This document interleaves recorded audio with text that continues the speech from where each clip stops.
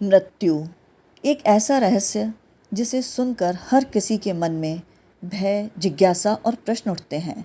परंतु गीता कहती है, मृत्यु कोई अंत नहीं बल्कि आत्मा की अनंत यात्रा का एक पड़ाव है। मृत्यु एक अंत नहीं बल्कि परिवर्तन है। परम शांति। मैं डॉक्टर रीता अपने channel doctor Rita divine perspectives पर आप सभी व्यूअर्स का हार्दिक स्वागत करती हूँ। इस चैनल पर हम श्रीमद् भगवद गीता, शास्त्र और आत्मज्ञान के विषयों को सरल भाषा में समझाने का प्रयास करते हैं। जैसा कि आप देख पा रहे हैं, आज का विषय है मृत्यु के बाद आत्मा का सफ़र। क्या मृत्यु का मतलब बस शरीर का अंत है या एक नई यात्रा की शुरुआत?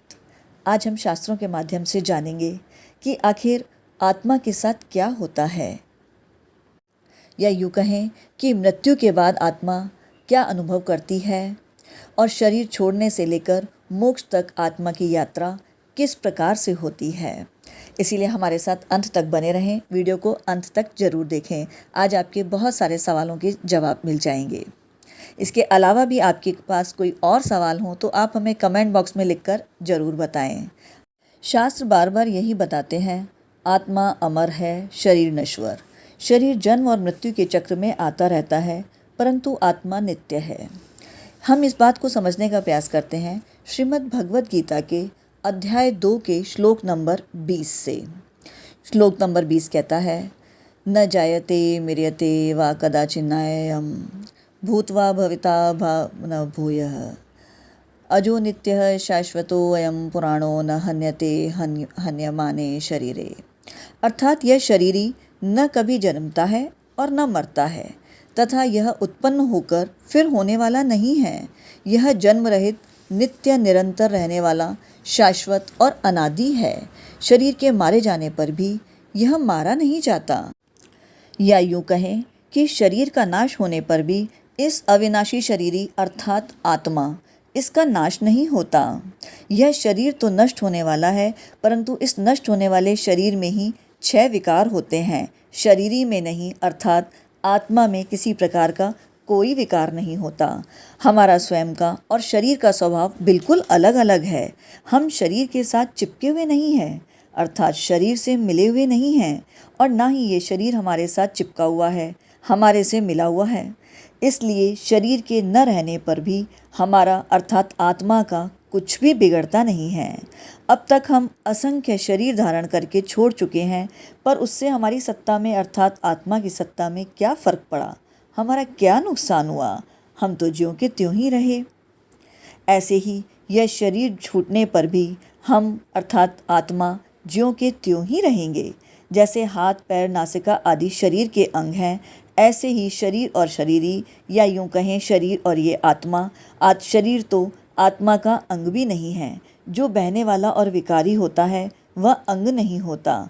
अर्थात जैसे कफ, मूत्र आदि बहने वाले और फोड़ा आदि विकारी होने से शरीर के अंग नहीं है, ऐसे ही शरीर ये बहने वाला, या यूँ कहें कि ये शरीर जो कि परिवर्तनशील है और नाशवान है और विकारी होने से यह शरीरी या आत्मा का अंग हो ही नहीं सकता। अर्थात ये शरीर किसी भी प्रकार से आत्मा का अंग नहीं है। श्रीमद् भगवद गीता में श्री कृष्ण ने कहा है, परिवर्तन संसार का नियम है, जिसे तुम मृत्यु समझते हो वही तो जीवन है। यह वाक्य भगवद गीता का मर्म है। गीता में बार बार यही बात आती है कि मृत्यु कोई अंत नहीं बल्कि जीवन की निरंतर यात्रा का एक पड़ाव मात्र है। मृत्यु केवल एक अवस्था है, जीवन का अंत नहीं, बल्कि या यूँ कहें कि यह तो एक नए अध्याय की शुरुआत है। जैसे ऋतु बदलती है, जैसे दिन के बाद रात और रात के बाद दिन आता है, वैसे ही जीवन और मृत्यु भी एक प्राकृतिक चक्र है। जिसका जन्म हुआ है उसकी मृत्यु तो निश्चित है। श्रीमद् भगवद गीता के ही अध्याय 2 के श्लोक नंबर 27 में प्रभु श्री कृष्ण अर्जुन को समझाते हुए कहते हैं, जातस्य ही ध्रुवो मृत्युर्ध्रुवम जन्मतस्य च तस्मात् परिहार्य अर्थे न त्वं शोचितो महर्षि। अर्थात कि पैदा हुए की जरूर मृत्यु होगी और मरे हुए का जरूर जन्म होगा, अतः इस जन्म मरण रूप परिवर्तन के प्रवाह का निवारण नहीं हो सकता। अतः इस विषय में तुम्हें शोक नहीं करना चाहिए। शोक उसी का कीजिए जो अनहोनी होए, अनहोनी होती नहीं, होनी है सो होए। अर्थात इसको हम ऐसे समझ सकते हैं, जैसे कि हम सभी जानते हैं सूर्य का उदय हुआ है तो उसका अस्त तो होगा ही, और अस्त होगा तो उसका उदय भी होगा। इसीलिए मनुष्य सूर्य का अस्त होने पर किसी प्रकार का कोई शोक और चिंता व्यक्त नहीं करते।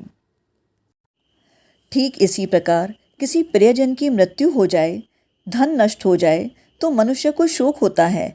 ऐसे ही भविष्य को लेकर चिंता होती है कि अगर मेरी स्त्री मर गई तो क्या होगा, पुत्र मर गया तो क्या होगा, इत्यादि इत्यादि। ये शोक चिंता अपने विवेक को महत्व न देने के कारण ही होते हैं। संसार में परिवर्तन होना, परिस्थिति बदलना आवश्यक है। अगर परिस्थिति नहीं बदलेगी तो ये संसार कैसे चलेगा? मनुष्य बालक से जवान कैसे बनेगा, मूर्ख से विद्वान कैसे बनेगा, रोगी से निरोग कैसे बनेगा, बीज का वृक्ष कैसे बनेगा? परिवर्तन के बिना संसार स्थिर चित्र की भांति बना रह जाएगा। अर्थात अगर इस संसार में परिवर्तन नहीं होगा तो स्थितियां यथावत रह जाएंगी, और फिर परिस्थितियां नहीं बदलेंगी तो ये संसार तो एक जड़ बन के रह जाएगा, ये चलायमान नहीं रह पाएगा। वास्तव में मरने वाला परिवर्तनशील ही मरता है, रहने वाला कभी मरता ही नहीं। यह सबका प्रत्यक्ष अनुभव है कि मृत्यु होने पर शरीर तो हमारे सामने पड़ा रहता है, पर उस शरीर का मालिक अर्थात जीवात्मा निकल जाती है। अगर इस अनुभव को महत्व दें तो फिर चिंता शोक हो ही नहीं सकते।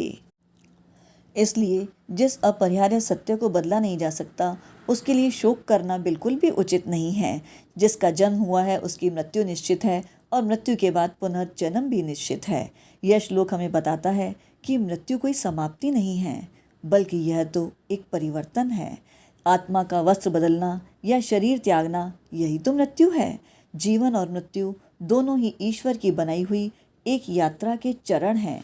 यही कारण है कि श्रीमद् भगवद गीता मृत्यु को भयावह नहीं मानती, बल्कि इसे जीवन के चक्र का एक अभिन्न हिस्सा मानती है। जैसे हम पुराना घर छोड़कर नए घर के अंदर चले जाते हैं, वैसे ही आत्मा मृत्यु के माध्यम से पुराना शरीर छोड़कर नया शरीर प्राप्त करती है।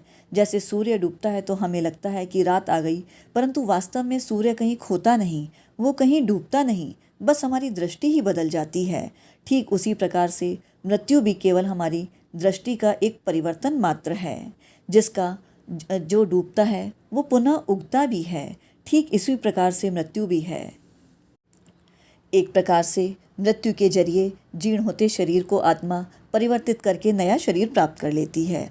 अब सवाल ये उठता है कि जब मृत्यु पर आत्मा अपने साथ क्या लेकर जाती है? शास्त्र बताते हैं कि मृत्यु अपने साथ सूक्ष्म शरीर ले जाती है, जिसमें मन, बुद्धि और संचित संस्कार अर्थात हमारी वृत्तियाँ, इच्छाएं, स्मृतियाँ शामिल हैं, और यही सूक्ष्म शरीर अगले अनुभवों का आधार बनता है। इसे श्रीमद् भगवद गीता के अध्याय 2 के ही श्लोक नंबर 22 से समझते हैं। इसमें कहा है, वासांसी जीर्णानि यथा विहाय नवानि गृहाति नरोपराणि तथा शरीराणि विहाय जीर्णानि संयानि नवानि देहि। अर्थात मनुष्य जैसे पुराने कपड़ों को छोड़कर दूसरे नए कपड़े धारण कर लेता है, ऐसे ही देही अर्थात आत्मा पुराने शरीरों को छोड़कर दूसरे नए शरीरों में चली जाती है। यहाँ देही अर्थात आत्मा से तात्पर्य है। शरीर चाहे बच्चों का हो, चाहे जवानों का हो, चाहे वृद्धों का हो, आयु समाप्त होने पर वे सभी शरीर जीर्ण हो जाते हैं, और जीर्ण शरीर को परिवर्तित करके आत्मा एक नया शरीर धारण करती है। जैसे पुराने कपड़ों को छोड़कर नए धारण करने पर मनुष्य धारण करने वाला मनुष्य तो वही रहता है, सिर्फ उसके वस्त्र ही तो बदलते हैं, वैसे ही पुराने शरीर को छोड़कर नए शरीर में चले जाने पर भी देही अर्थात आत्मा ज्यों का त्यों निर्लिप्त रूप से रहता है। परंतु अब यहाँ पर सवाल ये उठता है कि पुराने कपड़े छोड़ने में और नए कपड़े धारण करने में तो हमें सुख होता है, परंतु पुराने शरीर छोड़ने में और नए शरीर धारण करने में हमें दुख क्यों होता है? इसे समझने का प्रयास करते हैं कि इस दुख का आखिर कारण क्या है। क्योंकि शरीरों के मरने का जो दुख होता है वह मरने का दुख नहीं होता, अपितु जीने की इच्छा से होता है। मैं जीता रहूं, ऐसा जीने की इच्छा हमारे भीतर हमेशा बनी रहती है, और फिर भी हमें मरना पड़ता है या ये शरीर छोड़ना पड़ता है, तब हमें दुख होता है। तात्पर्य यह हुआ कि मनुष्य शरीर के साथ एकात्मकता कर लेता है, तब वह शरीर के मरने से अपना मरना मान लेता है और दुखी हो जाता है। परंतु जो शरीर के साथ अपनी एकात्मकता नहीं मानता, उसको मरने में किसी प्रकार का कोई दुख भी नहीं होता, अपितु आनंद की प्राप्ति होती है। जैसे मनुष्य कपड़ों के साथ अपनी एकात्मकता नहीं मानता, तो कपड़ों को बदलने में उसे किसी प्रकार का कोई दुख नहीं होता। ठीक इसी प्रकार से, क्योंकि इस समय उनका विवेक जागृत रहता है कि कपड़े अलग हैं और मैं अलग हूँ। इसी प्रकार की जागृति की आवश्यकता है जब हम अपने शरीर के बारे में और आत्मा के बारे में सोचते हैं। मनुष्य का स्वभाव है कि मनुष्य प्रतिपल नई नई वस्तु चाहता है, तो भगवान भी उसको नई नई वस्तु अर्थात शरीर आदि सामग्री देते रहते हैं। शरीर बूढ़ा हो जाता है तो भगवान उसको नया शरीर दे देते हैं। अतः नई नई इच्छा करना ही जन्म मरण का हेतु है। नई नई इच्छा करने वाले को अनंत काल तक नई नई वस्तु मिलती ही रहेगी। मनुष्य में एक इच्छा शक्ति है, एक प्राण शक्ति है। इच्छा शक्ति के रहते हुए प्राण शक्ति नष्ट हो जाती है, तब नया जन्म होता है। अगर इच्छा शक्ति न रहे तो प्राण शक्ति नष्ट होने पर भी पुनः जन्म नहीं होता। यदि विचार पूर्वक देखा जाए तो मनुष्य की आयु प्रतिक्षण समाप्त हो रही है, अर्थात ये शरीर प्रतिक्षण जीर्ण हो रहा है, प्रतिक्षण मर रहा है। यह एक क्षण के लिए भी स्थिर नहीं है। जैसे जवान होने पर हमारा बालकपन मर जाता है, तो वास्तव में वह बालकपन निरंतर मरता ही रहा है, परंतु उधर दृष्टि न होने से प्रतिक्षण होने वाली मौत की तरफ हमारा ख्याल ही नहीं जाता। यही तो वास्तव में मनुष्य की बेहोशी की अवस्था है, क्योंकि प्रतिक्षण हमारा शरीर हर पल हमारी अवस्था बदलती रहती है। पहले हम बालक थे, बालक से हम जवानी के अंदर कदम रखते हैं और फिर प्रौढ़ावस्था में और फिर मृत्यु के अंदर। तो हर पल ये जीवन भी तो परिवर्तनशील है और हर समय ये परिवर्तित होता रहा है। तो अब सवाल ये उठता है कि मृत्यु के समय की हमारी अवस्था किस प्रकार की होनी चाहिए, अंतकाल हमें किसका स्मरण करना चाहिए। वैसे तो अंतकाल के चिंतन के ऊपर हमने विस्तृत रूप से एक वीडियो में चर्चा की है, उसका लिंक आपको डिस्क्रिप्शन बॉक्स में मिल जाएगा कि किस प्रकार से अंतकाल का चिंतन महत्वपूर्ण है और किस प्रकार हमें अंतकाल के चिंतन का निरंतर अभ्यास करते रहना चाहिए। और इसको हम और इसको विस्तृत रूप से एक कथा के माध्यम से समझते हैं कि मन का अंतिम स्मरण भाव और नाम का स्मरण का क्या प्रभाव होता है, या यूं कहें कि अंत समय के विचार और स्मरण हमारे आगे की आत्मा की दिशा तय करते हैं कि व्यक्ति की आगे किस प्रकार की गति होगी। इसके बारे में एक बहुत ही प्रचलित कथा है, अजामिल की कथा। अजामिल वास्तव में एक व्यक्ति था जिसने जीवन में बहुत पाप किए, परंतु उसने अपने सबसे छोटे पुत्र का नाम नारायण रखा। और जब वो वृद्धावस्था को प्राप्त हुआ तो कई प्रकार रोगों के अंदर उसका नारायण नाम का पुत्र ही उसकी सेवा किया करता था। जब उसका अंत समय नज़दीक आया, मृत्यु का समय आया, यमदूत आए, तो अजामिल ने अपने बेटे को पुकारा, क्योंकि वो उन यमदूतों को देखकर घबरा गया। उनसे बचने के लिए, उस व्यथा के लिए उसने अपने पुत्र का नाम पुकारा, नारायण नारायण मेरी रक्षा करो। परंतु नारायण तो जैसा कि हम सभी जानते हैं भगवान विष्णु का भी एक नाम नारायण है। तो उस नाम के उच्चारण मात्र से, क्योंकि वो बहुत ही घबराया हुआ था, तो उसने ये नारायण नाम का उच्चारण भी बहुत ही भावपूर्वक किया था, और इसीलिए उस उच्चारण से ही विष्णुदूत प्रकट हुए और अजामिल सभी पापों से मुक्त हो गया, क्योंकि विष्णुदूतों को देखकर यमदूत पीछे हट गए। इस कथा का तात्पर्य है, या यहाँ समझने की बात है कि ईश्वर नाम और भक्ति का प्रभाव बहुत ही गहरा होता है।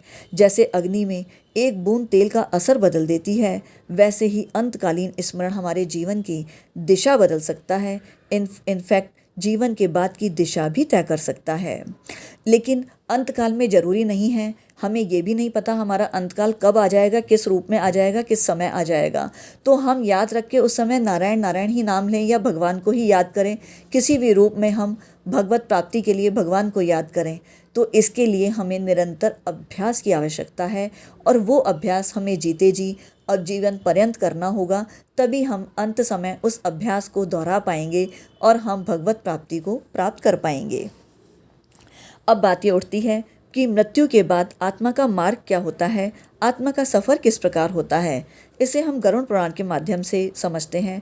गरुड़ पुराण में वर्णन आता है कि मृत्यु के बाद आत्मा अपने कर्मों के अनुसार यमदूतों द्वारा या दिव्य देवदूतों द्वारा आगे ले जाई जाती है। उसकी यात्रा 13 दिनों तक सूक्ष्म लोक में ही रहती है, फिर पितृलोक, यमलोक तथा स्वर्ग नरक का अनुभव करती है।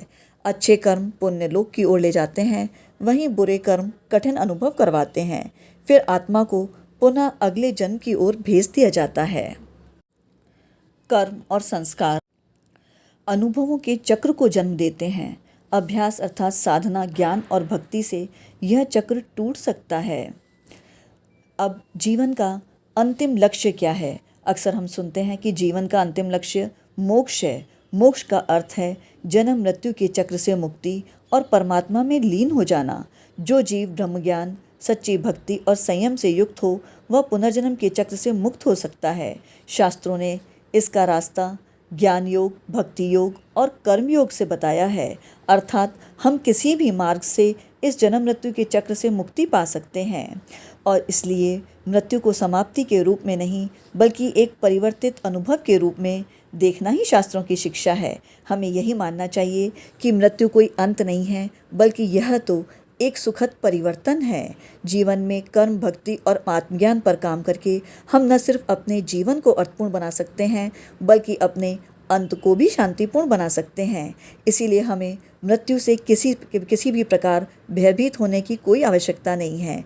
हमें तो ये जो जीवन हमें दिया है ईश्वर ने, हमें इसका सदुपयोग करना है और मृत्यु के भय से सदैव मुक्त हो जाना है, क्योंकि मृत्यु तो महज एक परिवर्तन है और ये जीवन हमें उस सदुपयोग के लिए मिला है कि हम इस जीवन का सदुपयोग करके जन्म और मृत्यु के इस चक्र से मुक्त हो सकें, अपने जीवन को अर्थपूर्ण बना सकें और जीवन के पश्चात जो हमारा अंत है हम उसे भी सुखद बना सकें, अपनी यात्रा को सुखद बना सकें।